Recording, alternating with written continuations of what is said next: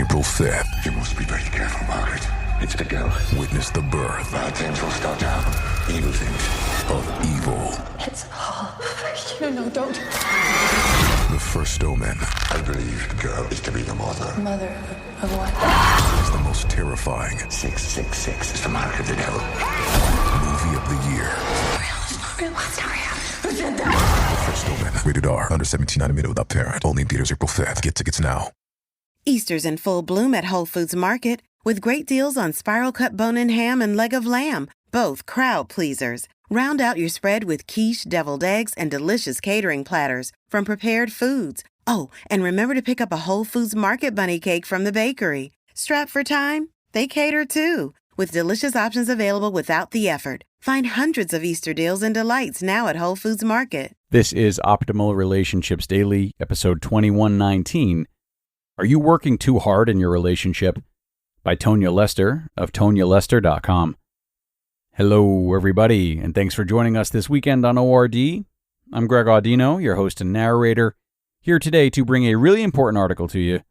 This one comes from Tonya Lester and provides a voice for those who might be doing more than their share in the relationship, which can mean a lot of things and look a lot of different ways. I'll expand more on that in my commentary at the end, but for now, let's hear Tonya's work as we optimize your life. Are you working too hard in your relationship? By Tonya Lester of TonyaLester.com. To overfunction is to take too much responsibility for other people, to hold yourself to unrealistic expectations, and to believe that if every part of your life isn't running optimally, then you are a failure. The overfunctioner is stuck on the proverbial hamster wheel. She runs and runs, checking off to-do lists, squeezing in one last task before bed, and constantly thinking ahead to make sure nothing falls between the cracks.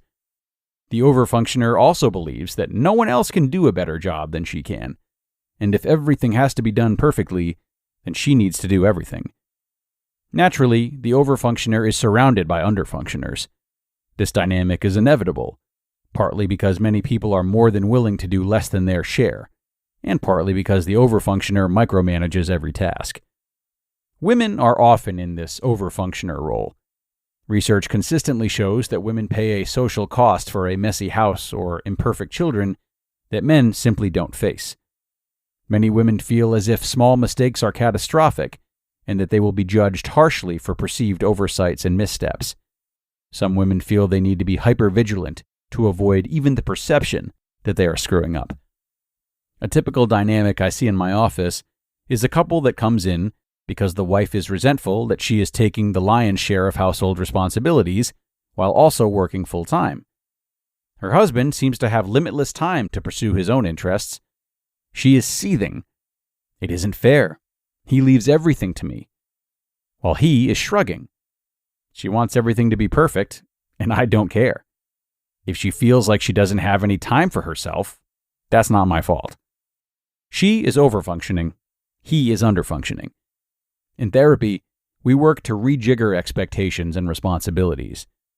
Often, her husband's on board until the wife starts to complain about how he's doing things and gives constant direction about how he could improve. He says, "If I'm going to do it, you have to let me do it my way." Friends, he makes a good point. If you are going to micromanage the way things are done, you are not truly giving away the responsibility, and it is staying on your mental dashboard of things you need to take care of. Now you have the double whammy of a resentful husband who feels like he's stepping up but still never gets any credit, while your own to-do list hasn't shrunk because you still feel responsible for everything. Here are a few ways to break the cycle. Number 1, don't regularly do for others what they can do for themselves. If you feel like you're doing more than your share, first give back any chores or responsibilities that don't directly affect you. If you make lunches for everyone in your family each morning before they run off to work and school as an act of love that feels meaningful to you, keep making the lunches. But if this act has morphed into an unappreciated chore that leaves you running late and fuming, and you're doing it for anyone over the age of 8, give it up.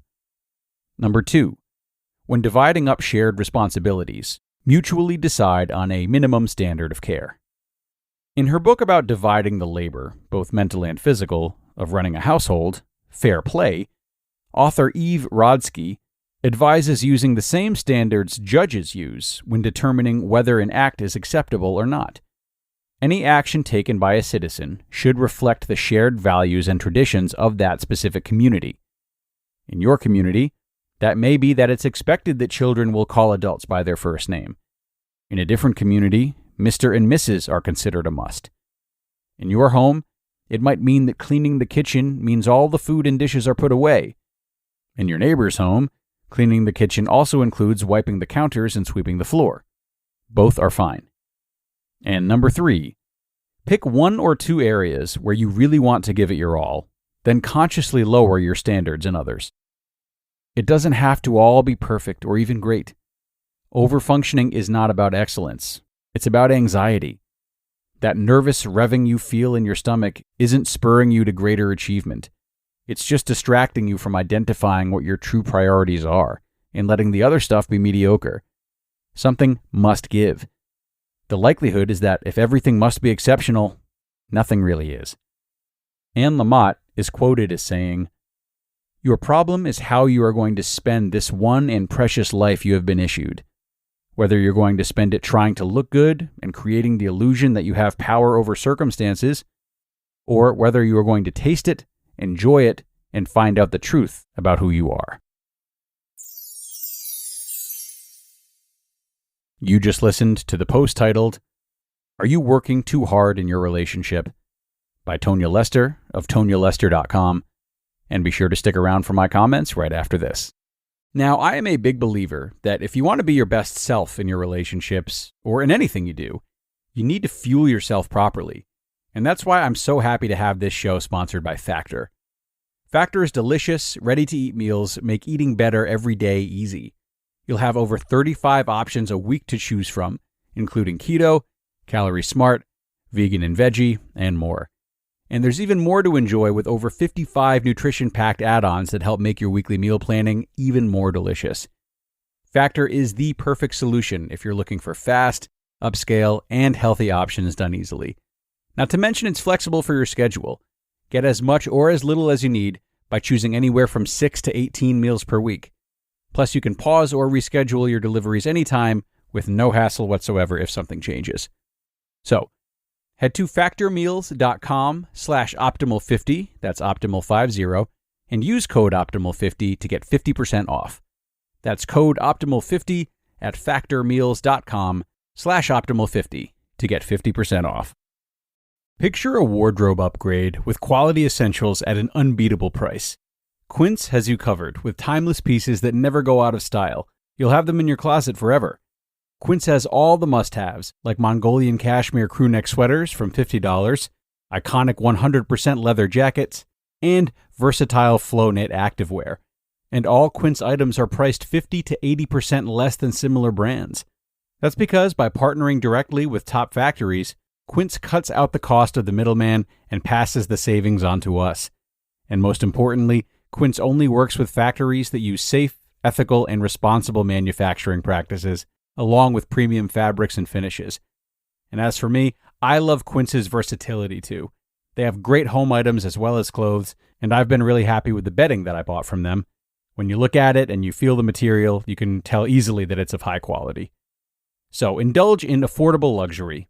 Go to quince.com/ORD for free shipping on your order and 365-day returns.